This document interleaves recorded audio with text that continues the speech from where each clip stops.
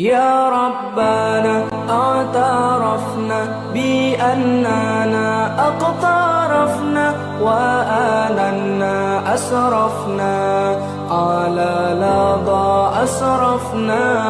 يا ربنا اعترفنا بأننا أقترفنا وآننا أسرفنا على لظى أسرفنا. فتب علينا توبة تغسل لكل حوبة واستر لنا العورات وآمن الروعات. فتب علينا توبة. بسم الله الرحمن الرحيم. قال فرعون وما رب العالمين قال رب السماوات والأرض وما بينهما إن كنتم موقنين قال لمن حوله ألا تستمعون قال ربكم ورب آبائكم الأولين قال إن رسولكم الذي أرسل إليكم لمجنون قال رب المشرق والمغرب وما بينهما إن كنتم تعقلون قال لئن اتخذت إلها غيري لأجعلنك من المسجونين قال أولو جئتك بشيء مبين قال فأت به إن كنت من الصادقين فألقى عصاه فإذا هي ثعبان مبين ونزع يده فإذا هي بيضاء للناظرين قال للملأ حوله إن هذا لساحر عليم يريد أن يخرجكم من أرضكم بسحره فماذا تأمرون قالوا أرجه وأخاه وابعث في المدائن حاشرين يأتوك بكل سحار عليم. صدق الله العظيم. Firaun berkata dengan sombongnya, dan apa dia Tuhan sekalian alam itu? Nabi Musa menjawab, dialah yang memiliki dan mentadbir langit dan bumi serta segala yang ada di antara keduanya. Kalaulah kamu mahu mendapat keyakinan dengan berdalil, maka inilah jalannya. Firaun berkata kepada orang-orang yang ada di sekelilingnya, tidakkah kamu dengar apa yang dikatakan olehnya? Nabi Musa menegaskan lagi, dialah Tuhan yang memiliki dan memelihara kamu dan Tuhan datuk nenek kamu yang telah lalu. Firaun berkata kepada orang-orangnya, sebenarnya Rasul yang diutuskan kepada kamu ini sungguh gila. Nabi Musa menerangkan lagi tentang keesaan Allah dan kekuasaannya dengan berkata, dialah yang memiliki dan menguasai timur dan barat serta segala yang ada di antara keduanya. Kalau kamu orang-orang yang berakal tentulah memahaminya. Firaun berkata, demi sesungguhnya jika engkau menyembah Tuhan yang lain daripadaku, sudah tentu aku akan menjadikan engkau dari orang-orang yang dipenjarakan. Nabi Musa menjawab, adakah engkau akan memenjarakan daku juga, walaupun aku membawa kepadamu suatu bukti yang jelas nyata? Firaun berkata, kalau demikian bawalah bukti itu, jika betul engkau dari orang-orang yang benar. Nabi Musa pun mencampakkan tongkatnya. Maka tiba-tiba tongkatnya itu menjadi seekor ular yang jelas nyata. Dan ia mengeluarkan tangannya. Maka tiba-tiba tangannya menjadi putih bersinar-sinar bagi orang-orang yang melihatnya. Firaun berkata kepada ketua-ketua kaum yang ada sekelilingnya, sesungguhnya orang ini yakni Musa ialah seorang ahli sihir yang mahir. Ia bertujuan hendak mengeluarkan kamu dari negeri kamu dengan sihirnya. Maka apa yang kamu syurkan?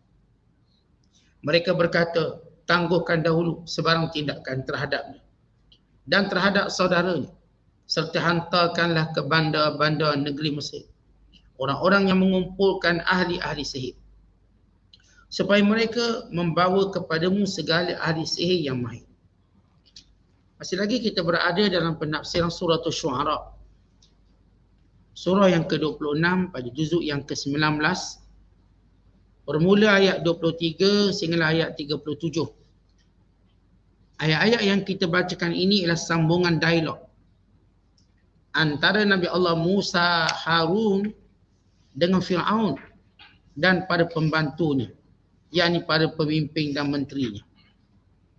Kalau sebelum ini kita telah jelaskan bagaimana Allah Ta'ala memerintahkan Musa dan Harun bagi mendatangi Fir'aun untuk mengajaknya beriman kepada Allah dan menghentikan dakwaan ketuhanannya, serta menyuruhnya supaya membebaskan Bani Israel. Maka Fir'aun dalam menolak dakwah Nabi Musa AS, maka dia mengungkit kisah lama. Ungkitan pertamanya, bukankah kami berjasa besar pada kamu? Kami bela kamu. Dan ungkitan keduanya, kamu dulu pernah buat salah, bunuh orang. Maka Allah Ta'ala mengajar Nabi Allah Musa menjawab. Adapun jawapan yang pertama, bahawa bila Allah mengajar Nabi Allah Musa menjawab, perbuatan yang dahulu yang menyebabkan matinya salah seorang pengikut Fir'aun bukanlah perkara yang disengajakan. Dan bukanlah perkara yang bertujuan untuk membunuh dan melakukan kerosakan. Melainkan mendamaikan dua orang yang bergaduh dan berbalah. Dan perkara yang kedua, nikmat. Musa dibela, dijaga daripada kecil sampai besar. Sehingga usianya 30 tahun. Maka nikmat itu tidak perlu diungkitkan berbanding kejahatan kamu yang banyak. Yang memperhambakan Bani Israel. Membunuh mereka, menindas mereka. Maka apa yang dilakukan itu tidak boleh menghalalkan perbuatan zalim. Maka Allah menjawab, maka bila Fir'aun tidak mampu untuk mengulangi kembali tuduhan tersebut, maka Fir'aun bertanya kepada Musa, apakah kepada siapakah kamu ajak aku supaya percaya dan beriman? Siapakah Tuhan yang kamu maksudkan Tuhan sekalian alam itu? Bila Allah menyebut kata-kata Fir'aun, qala Fir'aun, dan berkata Fir'aun, wa ma rabbul alamin, siapakah dia Tuhan sekalian alam? Fir'aun bertanya bukanlah kerana dia nak tahu. Bukanlah kerana dia ingin ataupun berminat untuk tahu. Tetapi dia ingin menjadikan jawapan Nabi Allah Musa itu untuk dia mengkritiknya kembali. Kerana Fir'aun mengaku dia Tuhan. Bahkan meletakkan satu undang-undang kewajiban rakyat Mesir menganggapnya Tuhan. Maka siapa yang tidak menganggapnya Tuhan akan dipenjara selama-lamanya. Masjun mu'abbad. Dipenjara selama-lamanya sampai mati. Penjara Fir'aun terkenal dengan penjara bawah tanah. Untuk memenjarakan seorang yang melawannya sampailah mati. Maka ketika mana Nabi Allah Musa mengajak Fir'aun supaya beriman dan menyembah Tuhan sekalian alam. Kerana Musa menyebut Tuhan sekalian alam. Untuk menunjukkan besarnya kuasa Allah, bukan Fir'aun yang cuma mengaku Tuhan pada warga Mesir dan negara Mesir. Maka ini Tuhan yang patut kita sembah ialah Tuhan sekalian alam. Maka kata Fir'aun dan bertanya Fir'aun, siapakah Tuhan sekalian alam itu? Wahai Musa, apakah hakikat Tuhan yang mengutuskan kamu? Yang kamu mendakwa dia Tuhan sekalian alam itu? Pertanyaan ini muncul sebagai yang disebut dalam suratul Qasas. Bila Fir'aun berkata, ma'alimtu lakum min ilahin ghairi. Setahu aku tak ada Tuhan lain pada aku. Tiba-tiba kamu cerita ada Tuhan pula. Yang Tuhan cuma aku, kata Fir'aun. Maka Nabi Allah Musa menjawab tentang Tuhan sekalian alam yang ingin diketahui oleh Fir'aun dengan maksud untuk menunjukkan dia lebih berkuasa daripada Tuhan Musa. Maka Musa menyebut suatu perkara yang Fir'aun tidak memilikinya. Dengan kata Musa, qala, berkata Musa, Rabbus samawati wal ardi wa ma bainahuma in kuntum mungkinin. Iaitu Tuhan yang menciptakan, yang memiliki langit dan bumi dan apa yang ada di antara keduanya. daripada bintang-bintang dan juga daripada planet-planet, daripada lautan dan segala gunung ganang, sungai dan pokok, manusia dan haiwan, dan tumbuh-tumbuhan, burung-burung yang berterbangan, maka semuanya itu ialah ciptaan Allah, milik Allah dan diuruskan oleh Allah Ta'ala kalau kamu benar-benar yakin. Kenapa Nabi Allah Musa berkata, in kuntum muqinin, kalau benar kamu yakin. Artinya, bila mana Fir'aun mendakwa dia Tuhan, sekadar mendakwa bahawa sungai Nil dalam penguasaan dia. Dan rakyat itu dalam hukuman dan juga undang-undang dia. Tapi Fir'aun tidak boleh menguasai langit dan bumi. Tidak juga makhluk-makhluk. Dia mungkin menguasai Bani Israel, tapi dia tidak menguasai makhluk-makhluk yang lain. Dia tidak menguasai tumbuh-tumbuhan. Maka Musa menjawab, suatu kekuasaan besar yang melemahkan Fir'aun untuk mengatakan dia lebih hebat pada Tuhan kamu. Sebab bila Fir'aun tanya, Tuhan sekalian tu apa? Bila dia dengar nanti, dia akan tunjuk, saya lebih hebat pada Tuhan kamu. Saya lebih bagus daripada Tuhan kamu. Tiba-tiba jawapan ini menjadikan Fir'aun terdiam untuk mengatakan dia lebih hebat. Sebab bila Nabi Allah Musa memulakan dengan Tuhan yang mencipta langit dan bumi. Dan tidak ada satu pun atas dunia ini yang selain Tuhan atau yang dipertuhankan boleh didisbahkan dia yang berkuasa menciptakan langit dan bumi melainkan Allah. Baik manusia yang pernah mengaku Tuhan dan sejarah peradaban manusia, orang-orang yang mengaku Tuhan atau dipertuhankan. Maka seorang pun tak berani mendakwa dialah yang buat bumi. Dialah yang menciptakan langit. Dialah yang buat matahari, bulan, bintang. Dialah yang menciptakan sungai, lautan, gunung ganang dan tumbuh-tumbuhan. Seorang tak akan berani mengakui. Maka disebut inilah Tuhan sebenar. Bukan Tuhan yang sekadar ada kuasa kerana memerintah rakyat maka mengaku Tuhan. Bukan itu definisi Tuhan. Kerana kuasa itu amanah. Kerana Tuhan sifat utamanya ialah mencipta. Sifat utama Allah mencipta, Khaliq. Maka manusia tidak ada keupayaan itu, mencipta tidak ada. Memberi nyawa, memberi roh.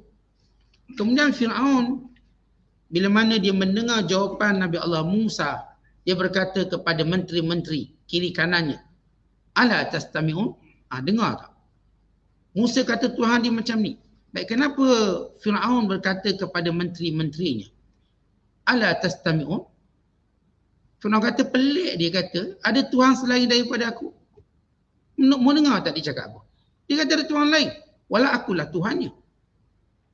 Di sini, Fir'aun menganggap Nabi Allah Musa, pertama, lari daripada kebiasaan. Kerana semua orang mengaku Fir'aun Tuhan. Yang kedua, Fir'aun menganggap Nabi Allah Musa tidak menjawab soalan. Tengok dia cakap apa. Dia tak jawab soalan sebab aku tanya siapa Tuhan sekalian Allah. Yang Fir'aun nakkan bahawa biar Tuhan tu ada depan. Bukan melihat kesan-kesan ciptaan. Biar Tuhan tu bawa depan. Macam Fir'aun duduk depan dia. Itu fikiran maddiyin, fikiran yang kebendaan. Bagi dia semua benda dia perlu tengok dan kena tengok. Walaupun Allah SWT hakikatnya tidak boleh dilihat. Tetapi Allah meninggalkan kesan-kesan kewujudannya. Bukti-bukti kewujudannya yang terang benderang. Kerana semua ciptaan Allah menunjukkan kewujudan Allah. Maka kenapa Allah tak boleh muncul dan wujud sebagaimana mereka jadikan berhala sebagai Tuhan? Kerana Allah lebih besar daripada apa yang mereka bayangkan. Kerana Allah Ta'ala jadikan ini sebagai makam waktu ujian. Maka kamu tak boleh tengok lagi sampai waktu ni. Kerana kalau Allah tajalli menzahirkan zatnya, maka tidak akan ada lagi isu Nabi-Nabi diutuskan. Maka ini adalah makam ujian ataupun imtihan. Dan kerana manusia itu lemah untuk melihat Allah. Tuan-tuan bukan kata Tuhan, kita banyak benda kita tak mampu lihat. Dan banyak benda kita tak boleh lihat. Kita tak boleh melihat jin. Kita tak boleh lihat malaikat. Faktor kita tidak boleh melihat malaikat sebagai contoh. Ia faktor ujian, itu yang tertinggi. Kerana Allah akan uji manusia. Dan faktor kelemahan kita. Dan faktor perbezaan ciptaan kita. Kita yang dicipta. Dan kalau kita dengan malaikat pun kita dah tak boleh tengok malaikat kerana malaikat dicipta dari cahaya. Sedangkan kita dicipta daripada tanah, daripada air mani.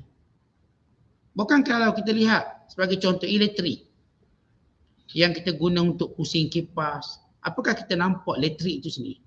Bagaimana bentuk? Oksigen yang kita gunakan untuk bernafas, apakah kita nampak bentuk oksigen? Ya, bentuk balangnya kita nampak, ni balang oksigen. Ini topeng oksigen. Oksigen yang nampak. Tapi kita tahu kewujudannya. Kenapa Allah sebahagian makhluknya Allah tak bagi kita lihat? Maka Allah tak jadikan kita berkemampuan untuk melihat walaupun cara kita buat. Berkait dengan kelemahan kita, berkait dengan ujian yang perlu kita tempuhi, dan juga berkait dengan rahmat Allah itu sendiri. Rahmat Allah. Kerana yang kita sebut dari sifat lemah kita tidak mampu menanggungnya. Bukan jangan kata tengok Tuhan. Orang tengok hantu pun dah trauma berminggu-minggu.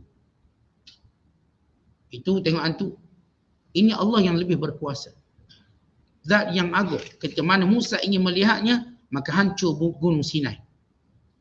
Kan ini bukan tempat. Tidak sesuai. Tentu kita ambil contoh kalau ada benda orang nak, tapi tempat tu tak sesuai. Maka kita tidak boleh mentalbiahkan ataupun kita katakan mengotakan. Sebab ini bukan tempat dia, nantilah. Ada waktunya, ada tempatnya. Maka Firaun kata seolah-olah Musa tak jawab soalannya. Ala tastami'un, tak dengar dia jawab macam ni.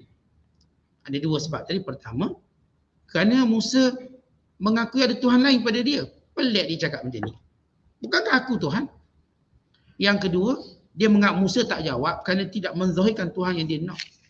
Lalu Nabi Allah Musa memberi jawapan yang kedua. Kata Nabi Allah Musa, qala rabbukum wa rabbu abaikumul awwalin. Tuhanku ialah Tuhan kamu dan Tuhan bapa-bapa kamu yang terdahulu. Baik, kenapa Nabi Allah Musa sebut Tuhan ini Tuhan kamu? Mula-mula Musa sebut Tuhan yang mencipta. Sekarang Nabi Allah Musa menyebut bahawa Tuhan yang ciptakan kamu. Boleh sebut cipta langit, bumi, antaranya, dan memilikinya dan menguruskan. Dan Tuhan ini juga cipta kamu. Dan bapa-bapa kamu, moyang-moyang kamu. Kenapa disebut moyang-moyang? Nak beritahu moyang-moyang kamu sudah pun mati. Firaun yang mengikut para ahli sejarah, Firaun yang menentang Musa ini ialah keturunan yang ke-19. Daripada sulalah keturunan Firaun. Maka bapak-bapak dia pun tahu bapak-bapak dia mati. Moyang-moyangnya mati. Supaya dia mengetahui bahawa dia adalah makhluk yang berubah sifat. Dari muda ke tua, dari kuat ke lemah, dari hidup ke mati. Maka ini bukan sifat Tuhan yang berubah-ubah. Tuhan itu tetap. Dialah yang menciptakan kamu. Dia Tuhan kamu sekarang. Dan Tuhan kepada bapa-bapa kamu, nenek-nenek moyang kamu dahulu. Yang dah mati semua, yang dah pergi semua. Watak dan perangai mereka macam kamulah ngaku Tuhan. Ngaku Tuhan, anak Tuhan. Mana mereka sekarang? Maka jawapan kedua. Bila mana Firaun melihat jawapan yang kedua tadi, lalu mengungkit atau menyebut tentang susur galungnya ialah makhluk yang akan mati. Maka tak layak mengaku Tuhan. Maka Firaun mula rasa goyang. Bila goyang, apa dia kata? Ini cerita orang goyang. Kata Allah, qala, dan berkata Firaun, inna rasulakumul ladzi ursila ilaikum. Rasul yang diutuskan kepada kamu ini la majnun, gila. Tetapi bila tak dapat menjawab hujah, bila tidak mampu menangkis hujah, maka datanglah labeling. Gila ni. Ini jawapan tanpa ada hujah. Melainkan satu tuduhan. Tuduhan gila. Sebagaimana Nabi SAW dituduh oleh musyrikin Mekah bila gagal menghadapi dakwah Rasulullah, ni Muhammad ni gila. Walau gila tidak boleh berhujah. Orang gila dia tak boleh mendiamkan orang yang tak gila. Dengan percakapan, dengan hujahnya, dan dengan kekuatan dalil-dalilnya. Orang gila tidak boleh berfikir, sebab tu dia gila. Maka Firaun sepatutnya dia menjawab atau sepatutnya dia akum, maka kerana dia ingin menolaknya, maka dia buat satu label untuk menjauhkan Nabi Musa dan Harun daripada orang ramai yang kata gila. Kerana kebiasaan bila orang tu gila, maka jangan peduli cakap apa. Gila tu biarlah cakap apa. Dia gila. Walau ia menjawab satu benda yang menunjukkan kelemahan Fir'aun. Itu bila Nabi Allah Musa menyebut alam tinggi, kemudian menyebut alam bawah. Alam tinggi yang Allah ciptakan langit, bumi, bulan, bintang dan sekaliannya, seluruhnya. Dan apa di antara langit dan bumi. Manakala alam rendah pula, Tuhan ini yang ciptakan kamu dan cipta bapa kamu, moyang-moyang kamu, keturunan kamu, manusia seluruhnya. Maka dua hujah tinggi dan hujah rendah ini hujah berkaitan dengan alam tinggi dan alam rendah, tidak mampu dijawab oleh Fir'aun. Maka Fir'aun lemah, akhirnya Fir'aun mendatangkan tuduhan secara sembrono dengan berkata gila. Tapi Nabi Allah Musa tidak peduli gelaran tadi. Terus Nabi Allah Musa menceritakan tentang siapa Allah. Kata Musa, kata lagi Musa, Rabbul Masyriq wal Maghrib, Tuhan Timur dan Tuhan Barat. Tuhan yang menerbitkan matahari belah timur dan menenggelamkannya sebelah barat, yang mengatur perjalanan alam ini. Wa ma bainahuma, dan apa sahaja yang tercipta antara timur dan barat ini. In kuntum taqilun, kalau sekiranya kamu berakal. Hujahnya persis sebagaimana ketika mana Nabi Allah Ibrahim AS berhadapan dengan Namrus yang juga mengaku Tuhan. Maka Namrus pun berkata, Tuhan itu apa? Maka kata Nabi Allah Ibrahim, menghidupkan dan mematikan. Lalu kata Namrus, aku juga menghidupkan dan mematikan. Maka dibawa dua orang panduan, seorang dihukum mati, seorang dibebaskan. Atas asal menghidupkan dan mematikan. Sebagaimana orang semua dia kata, saya boleh jadikan awak mati, saya boleh jadikan awak hidup, saya boleh jadikan awak senang, saya boleh jadikan awak susah. Ini orang belagak cakap. Sedangkan senang susah Allah. Saya boleh jadikan hidup awak susah. Awak dah bercakap orang yang sombong macam Fir'aun, macam Namrud. Saya boleh jadikan awak ni mati. Saya boleh hidupkan awak. Namrud dia kata, aku juga boleh hidup dan matikan. Waktu Ibrahim melihat kebodohan hujahnya, maka Ibrahim pergi hujah yang kedua. Tuhanku yang menaikkan matahari belah timur dan menenggelamkan sebelah barat. Dan cuba kamu ubah sistem. Fabuhital ladzi kafar. Maka tercengang dengan kebodohannya. Maka benda yang sama yang Musa jawab. Wahai Fir'aun, Tuhanku ini Tuhan timur dan Tuhan barat. Maksud Tuhan timur, Tuhan barat yang menjadikan matahari itu keluar sebelah timur dan menenggelamkan sebelah barat. Apakah kamu boleh mengawalnya? Maka Fir'aun mula rasa tertekan dengan hujah Nabi Allah Musa. Musa hujah tiga benda dalam memperkenalkan siapa Tuhan. Menyebut Allah yang menciptakan alam ini, menyebut tentang Allah SWT mencipta manusia, kamu dan keturunan kamu, dan menyebut tentang Allah yang menjaga sistem peredaran matahari siang dan malam. Kalau kamu benar berkuasa, cuba tukar siang dan malam. Ada kuasa, cuba jadikan sekarang malam. Yang malam cuba tukar jadi siang. Atau cuba jadikan matahari tadi berhenti daripada bergerak. Atau cuba jadikan matahari itu keluar belah lain, naik belah lain. Maka Fir'aun bila nama mengaku Tuhan, maka dia akan boleh buat semua benda. Sebab Fir'aun selama ini dibina dasar ketuhanan dengan prinsip kebendaan. Rakyatnya nak duit, nak projek, nak itu, maka Tuhan. Maka Musa bercakap pada hakikat Tuhan sebenar. Mencipta langit dan bumi. Menguruskan segala sistem ini. Maka inilah Tuhan yang sebenar. Sebab rakyat yang bodoh-bodoh ni, bila ada je orang boleh bagi duit, orang boleh bagi kesenangan, maka dia anggap Tuhan. Benda yang sama berlaku pada fitnah Dajjal bila turun di akhir zaman. Sebab Dajjal memenuhi keperluan orang nak apa? Nak makan, nak minum, nak duit. Tetapi Dajjal wataknya sama macam yang mengaku Tuhan sebelum ini, tidak boleh menguasai matahari. Tidak boleh menguasai pergerakan bumi. Tidak boleh memendekkan malam atau siang. Kan ini ialah benda yang tidak boleh diusik oleh orang yang mengaku Tuhan untuk menunjukkan kebatilan dan kepalsuan. Tapi orang yang lemah tadi, dia nampak sebab nilai ketuhanan orang yang bodoh ini agak rendah. Asalkan boleh makan, inilah Tuhan kita. Asal boleh duit, inilah Tuhan kita.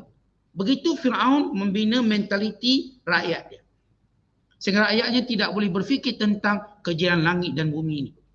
Sebab dalam ayat-ayat Al-Quran, Allah banyak menyuruh orang beriman berfikir tentang kejadian langit dan bumi, pertukaran malam dan siang, laut dan sungai. Semua ini untuk menunjukkan tak ada seorang pun yang hari ini berkuasa mampu untuk mencampuri urusan itu.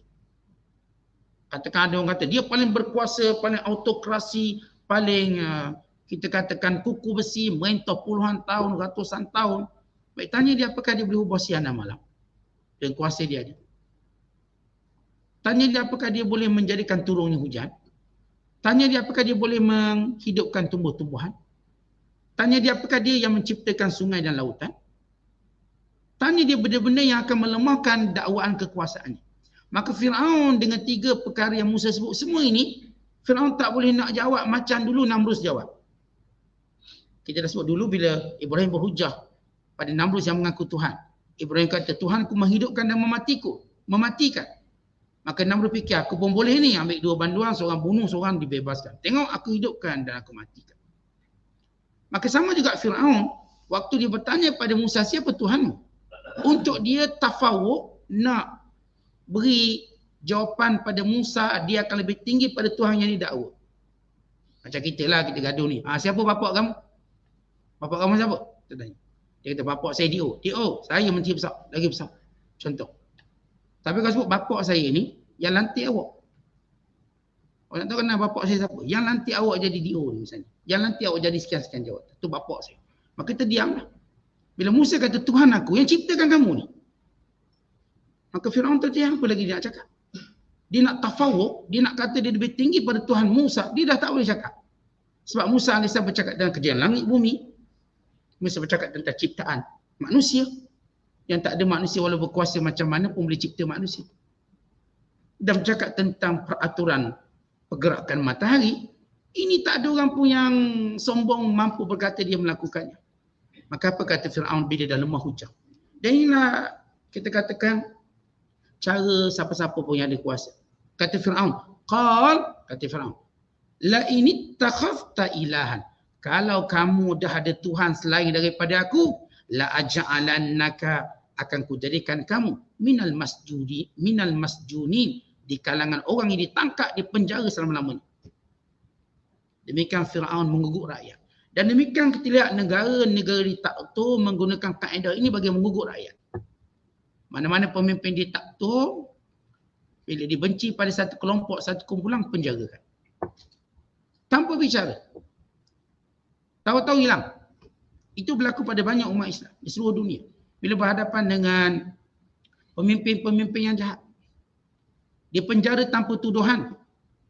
Atau dipenjara tanpa bukti. Dipenjara hanya menggunakan kuasa.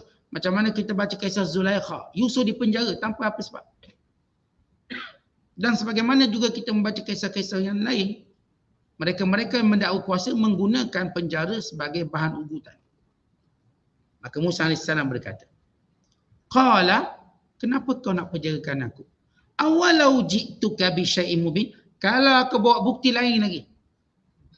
Kalau dengan hujah tadi kamu dah rasa tak jawab, aku jawapan kamu cuma 2, mu kata aku gila, yang kedua nak penjara, nak sumbat dalam penjara. Ini jawapan kamu yang lemah. Patutnya kamu katalah aku ni lebih berkuasa pada Tuhan kamu sebab aku boleh buat benda tu, boleh buat benda ni. Tapi kamu tak mampu jawab sebab kamu tahu kamu lemah. Maka kamu pun kata pertama aku gila, jawapan kamu. Yang kedua aku penjarakan kamu. Lalu Musa kata, kenapa nak penjarakan aku? Awalau ji'tuka bi syai'in mubin. Kalau aku buat bukti lain macam mana? Untuk menunjukkan seorang tidak boleh dipenjarakan tanpa sebarang alasan. Apa tergi orang yang ada bukti untuk menjadikan dia tak patut dipenjara? Sebab dia menyampaikan kebenaran. Maka kata Musa, kalau aku bawa suatu bukti, yakni mukjizat. Qala fa'ti bih. Lalu Firaun beranggapan mungkin pusingan kedua dalam seksi bukti ini untuk dia cari kelemahan Musa bagi menjadikan orang memandang serong pada Musa. Kerana tadi dia tak mampu jawab dengan betul, melainkan dia kata Musa gila dan nak sumbat dalam penjara. Bila Musa AS kata, aku bawa yang lain pula. Tak patut kamu bukti, tak patut kamu tergesa-gesa penjarakan aku, sehingga aku mendatangkan kamu hujah yang lain. Mukjizat, kata Musa. Lalu kata Firaun, fa'ti bih. Bawa, sila bawa. Fa'ti bihi in kunta minas sadiqin. Kita tengok betul ke kamu ni. Ya sepatutnya ungkapan in kunta minas sadiqin lepas jelas ikut. Tapi macam kita katakan, Firaun bukan untuk membenarkan Musa alaihissalam. Tetapi lebih mencari apa yang Musa bawa untuk dia tentang atau untuk dia kelirukan orang lain. Lalu Allah Ta'ala menceritakan Nabi Allah Musa pun menunjukkan mukjizat yang Allah kurniakan padanya. Fa'alqa asahu, maka Musa mencampakkan tongkatnya. Fa idza hiya thu'banun mubin, maka tiba-tiba di hadapan Firaun itu ular jantan yang jelas. Baik disebut thu'ban, maksudnya ialah ular jantan, bukan ular betina. Thu'ban. Kalau kita lihat dalam surah-surah yang banyak, dalam ungkapan kadang-kadang Allah Ta'ala sebut thu'banun mubin dalam ayat kita baca. Kadang-kadang dalam surah Taha yang sebelum ini kita baca, Allah sebut fa idza hiya hayyatun tas'a. Tiba-tiba dia ular, anak ular yang bergerak. Dalam surah yang lain, surah Qasas, Allah menyebut ka'annaha jan, seolah-olah dia seperti jin. Ular tadi macam jin. Maka ketiga-tiga ungkapan ini memberi maksud. Bila sebut perkataan hayyah, yakni ular, apa dia bentuk ular? Tanpa menyebut ular tedung ke, ular sawa ke. Sebab kadang-kadang kita tanya ni ular jenis apa Ustaz? Ular kapak api ke? Ataupun kita kata ular tedung ke? Atau ni ular sawa ke? Atau ular-ular yang kita biasa dengar? Bentuk-bentuk dan jenis ular. Ular mana yang tongkat tadi berubah? Maka Allah cuma nak menyebut ia bentuk ular. Hayyah. Apa dia bentuk ular? Dan Allah menyebut dalam ayat lain sebagai thu'ban. Dek besarnya. Orang Arab kalau sebut ular umum dipanggil hayyatun. Kalau sebut ular tu besar kita panggil thu'ban. Thu'banun, ular besar. Dan ular jantan. Dan boleh sebut jan untuk menunjukkan walau dia besar, dia bergerak pantas seperti jin. Sebab antara makhluk Allah beri paling pantas bergerak ialah jin. Sebab tu jin tuan-tuan dia tak naik kapal terbang. Dia tak payah beli tiket Air Asia, tak payah. Dia boleh terbang, dia boleh bergerak selaju-laju. Allahumma illa melainkan bila dia menyerupai makhluk manusia, dia akan jalan selambat-lambat. Kalau jin tadi dia nak berupa kita. Sebab kalangan jin tak semua yang boleh menyerupai manusia untuk menakut-nakutkan atau sebagainya. Kalau dia cuba menyerupai manusia, pertama dia takkan sempurna. Mulalah gigi tak ada lah jin ni. Rambut jadi panjang lain macam. Sebab dia tak boleh menyerupai manusia sempurna. Sebab dia menyerupai, dia panggil tanakut. Setiap kali ada jin nak serupa, katakan ada jin ni, pertama kita kena tahu tak semua jin mampu mengubah bentuknya. Bukan jin yang mampu, ini hanya segelintir jin. Kalau semua jin boleh ubah, habis kita. Kuliah saya ni penuh jin berupa berlaku. Tak semua. Mungkin ada seorang dua je. Tapi kalau dia berubah, dia tak sempurna. Mungkin dia tidur, orang lain celek, dia tidur. Mungkin jin. Bukan dia. Mungkin. Dia tak boleh tunjuk watak sempurna manusia. Dia jalan mesti kecoh. Dia tak boleh jalan macam orang tu betul. Dia pun tak boleh cakap. Dia tak boleh cakap. Kalau jin dia berupa saya, dia tak boleh ceramah macam saya. Dia akan senyap. Kalau saya senyap tu jin lah, bukan saya. Dia akan ada kecacatan. Baik rupa, baik cara bergerak, baik cara bercakap. Dan semua tu nampak kelemahan. Dan orang tahu, ini bukan dia. Ini kalau kita kenal seorang. Contoh kenal orang, mak kita ke ayah kita.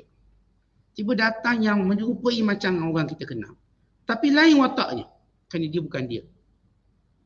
Nampak cara jalan. Tetapi, bila mana dia berada dalam bentuknya, dia akan bergerak laju. Pantas bergerak daripada rumah ke rumah, negeri ke negeri. Sebab itulah, mana tempat manusia duduk, jin mesti lari. Kenapa jin kena lari? Sebab jin jalan cepat, manusia lambat. Manusia kena sewa kereta. Bila sewa kereta, bateri blokon, dah habis. Tunggu pula 2 hari tengah jalan. Jin bila mana tempat dia duduk, lalu manusia duduk, dia mesti lari dan wajib lari.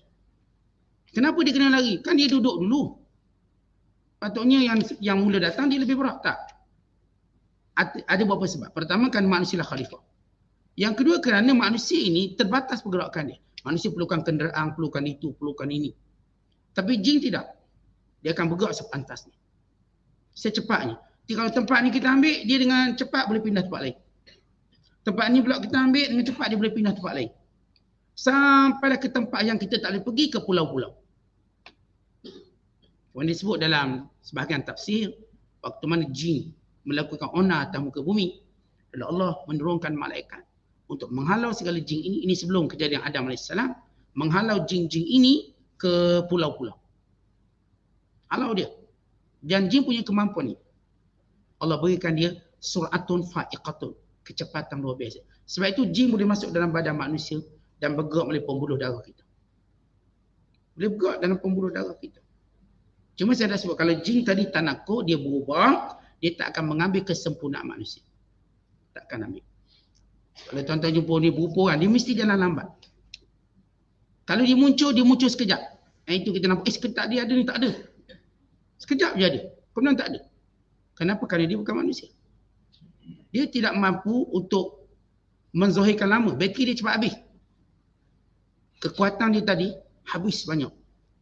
Itu kalau orang cerita hantu mesti kata tengok sekejap 5 minit tak ada. Tak ada dah. Dia pergi charge balik bateri dia. Lepas tu dia muncul balik. Kemudian tak ada balik. Itu kelemahan dia. Dan dia mengambil kekuatan malam. Jangan jin berupa siang hari, jangan. Dia mula mengambil pada waktu malam bermula maghrib. Dan Allah sebut dalam Quran. Walaili idza yaghsha.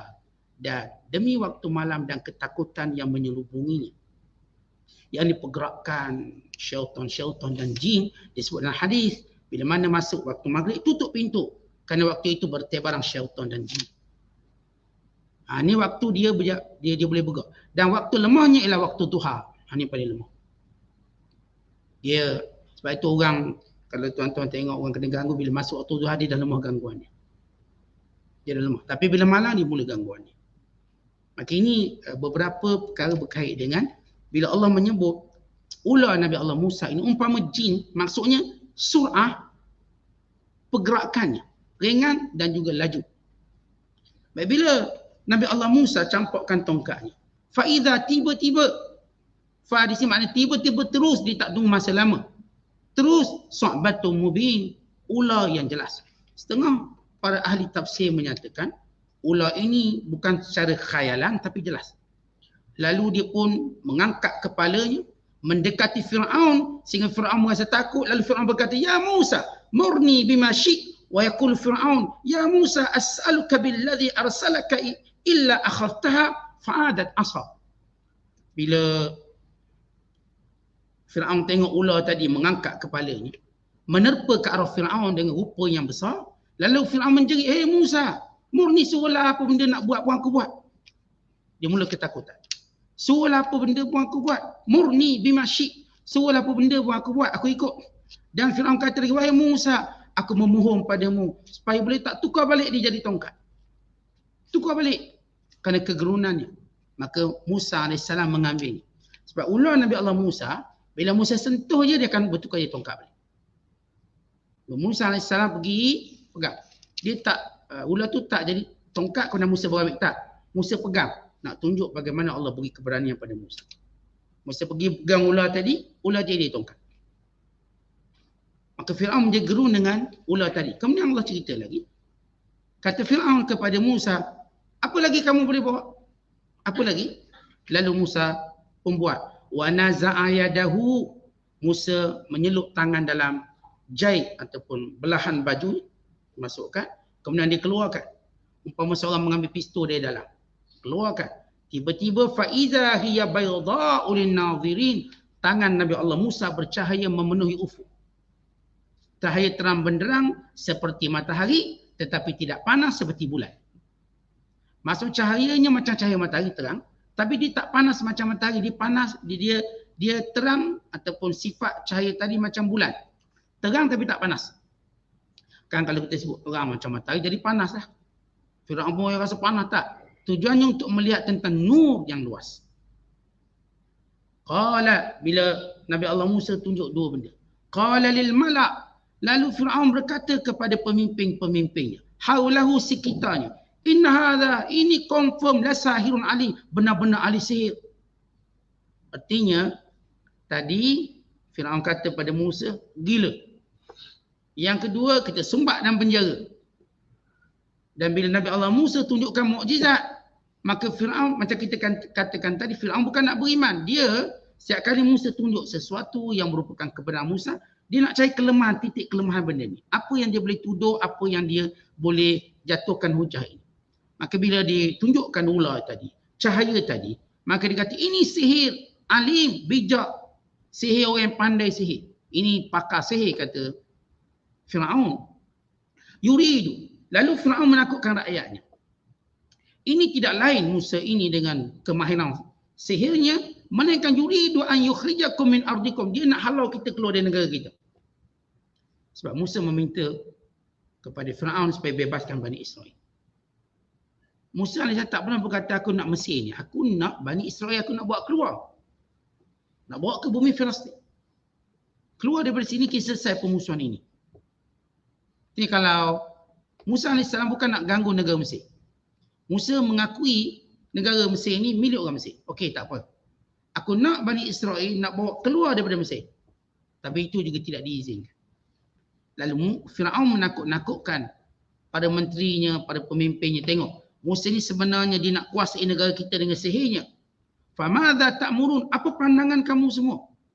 Firaun buat dua perkara. Pertama, dia menakut-nakutkan pada pemimpin lain supaya dia dapat kesepakatan di dalam memerangi Musa. Ini benar-benar ahli sihir yang ingin mengeluarkan kita dari negara kita. Dan yang kedua, apa pandangan kamu semua? Meminta pandangan, yakni meminta sokongan. Qalu, lalu menteri-menteri itu berkata, arjih, tangguhkan dulu. Musa kita tangguhkan dulu hukuman dia. Wa akhahu, dan juga Harun. Wa ba'ath, kita cari dulu fil madaini, di bandar-bandar di Mesir ini, hasyirin, ahli-ahli sihir untuk kita kumpulkan mereka. Ya'tuka, biarlah pengawal-pengawal kamu membawa di hadapan kamu bikulli sahab, setiap para penyihir yang hebat, alim yang bijaksana dalam hal ini. Artinya Allah Ta'ala kalau ikut Firaun bila dituduh Musa disihir, dia nak satu kesepakatan pada pemimpin bagi membunuh Musa, menghabiskan, menamatkan riwayat. Tapi Allah timbulkan kegerunan pada semua untuk tidak membunuh Musa. Dan juga kegerunan untuk memenjarakan Musa, tak berani.